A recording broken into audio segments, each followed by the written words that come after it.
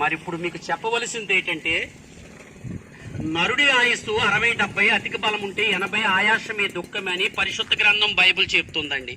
చూడండి, బాల్యము, యవ్వనం, వార్ధక్యం, వృద్ధాప్యం, ఈ భూమి మీద నరుడు ఆయుష్ కొద్ది కాలమేనండి. చూడండి, రోజులు, వారాలు, నెలలు, సంవత్సరాలు గడిచిపోతున్నాయండి. ఇవాళ బాగున్నవాడు రేపు ఎలా ఉంటుందో తెలుస్తులేదండి. అనేకమైన రోగాలు, ప్రమాదాలు, అనేక రకాలుగా మానవుడి జీవితం గ్యారంటీ లేదండి. కానీ పరిశుద్ధ గ్రంథం బైబిల్ చెప్తుందండి, ఈ భూమి మీద మనం కొద్ది కాలమేనండి. మరి పరలోకం ఉందని చెప్తుందండి. మన గ్రంథాలు కూడా స్వర్గము అని చెప్తుంది. మరి ఆ పరలోకం, స్వర్గం చేరాలంటే మనం ఏం చేయాలండి? మరి ఇక్కడ మనం ఎలా పడితే అలా బ్రతికేస్తే ఆ స్వర్గం, పరలోకం వస్తుందంటారా?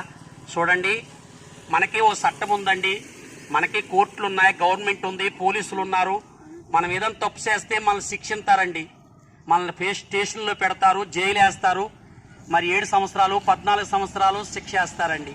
మరి మానవుల్లోనే ఈ విధంగా ఉందంటే, మరి మనందరినీ, సర్వమానవాళిని సృష్టించిన దేవుడికి ఒక తీర్పు లేదంటారా?